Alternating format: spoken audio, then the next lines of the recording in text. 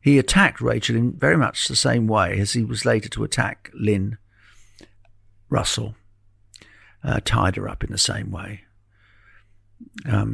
She said, and I think it's very interesting, she said that he never remembered the violence after he committed it. He did it in a sort of, as if he'd gone into a white rage and he couldn't remember anything. It was just whoosh, and he would do it, and then he would be overcome with grief. He was released from prison in 1993 for the 10 years. And he had a record of really severe mental illness. At one point, I think he asked to be sectioned. I really am not.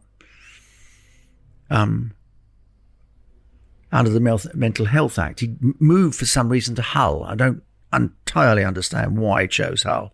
Anyway, he's diagnosed finally in 1994 as suffering from paranoid psychosis and profound personality disorder. But the treatment he's offered, they say he's too dangerous to treat in this hospital.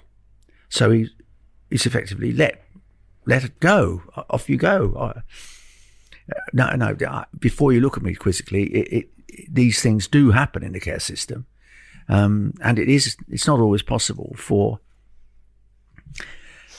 us to provide the care that we could. I mean, if ever there was a candidate for Broadmoor, it was certainly Michael Stone. They suspect that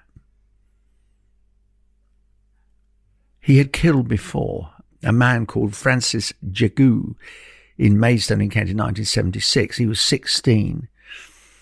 And he had a series of run-ins with the police, but there's never been any proof of that early killing. Anyway, that brings us to the afternoon of the 9th of July 1996. It's a country lane across a field near Chillenden in Kent, and Lynn and her two daughters and the dog Lucy are walking home.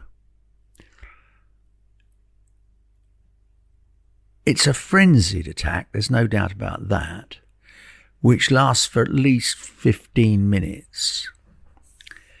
Lynn and the girls walked past a parked car when a man got out with a claw hammer and demanded money. Lynn reportedly offered to go and get some because she didn't have any with her, but a man rejected that and tied her up and then bludgeoned her. Josie, the surviving daughter, ran off, but the man caught her and blindfolded her with strips of the swimming towel that she was carrying on the way back from the gala. Lynn was also blindfolded. Lynn and her younger daughter, Megan, are both killed. Josie is severely injured, and the dog is killed too. Lucy, the dog, is hit with a claw hammer. It is a full-on frenzied attack, which indeed captured the imagination of the nation because there were no real clues. I mean, Stone was, yes, known to the police, and yes, he had this record of incredible instability, but no, and indeed, it wasn't for an entire year that Stone was even arrested for a crime, and that followed a Crime Watch appeal on BBC television. A psychiatrist came forward and said that just a few days before the killing, Stone had been very, very enraged and started threatening to kill anybody. He'd threatened his probation officer with a hammer,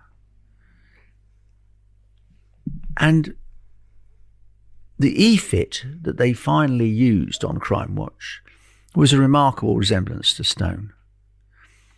Was that Josie that did help them with this? Yes, yeah. But he'd also threatened to kill his sister and one of her children. Now, Stone, there can be no doubt, tried to commit suicide twice on remand and even asked to be admitted to a psychiatric hospital. on the day after Lin and Meghan were killed. He's clearly in a very disturbed state. No question.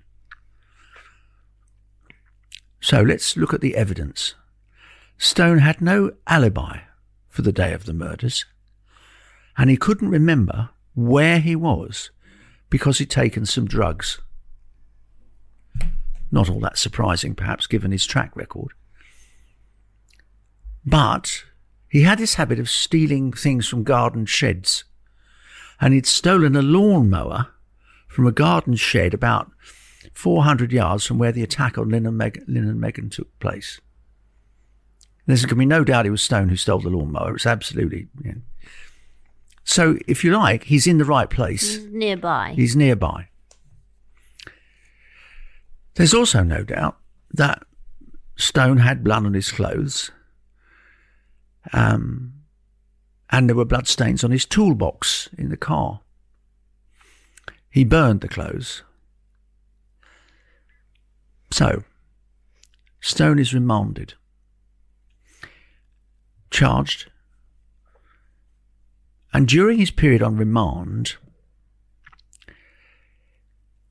he confesses to killing Lin and Meghan to a fellow prisoner, Damien Daly, who he said to have confessed by talking along the pipe that joined his cell to Daly's next door. There's a little hole. Right? Now, that confession was backed up by two other prisoners, but there was no forensic evidence to link Stone to the crime. And the confession, quotes, was based on facts that were in the public domain. In other words, he could have read it in the paper, which was the basis of the defence's argument at his trial. Eventually, Stone is found guilty by a 10-2 majority of the jury after retiring for about 15 hours, quite a long period of retirement. But evidence that was not presented at that trial was the lawnmower and the fact that Josie had recognised him. Neither facts were presented. How come? Well, they would probably be regarded as too pejorative. And one of the basics of English justice is that you can only present evidence that is not overly probative. We must have a chance to be interpreted more than one way. So that first trial, which was conducted in 1998, was always partly because the two other prisoners, not Damien Daly, the two other prisoners, were both found to have, one lied and the other accepted money from a newspaper. So they were both discarded. The Court of Appeal in February 2001 ordered a retrial on the basis of the two prisoners withdrawing their corroborative evidence to Damien Daly.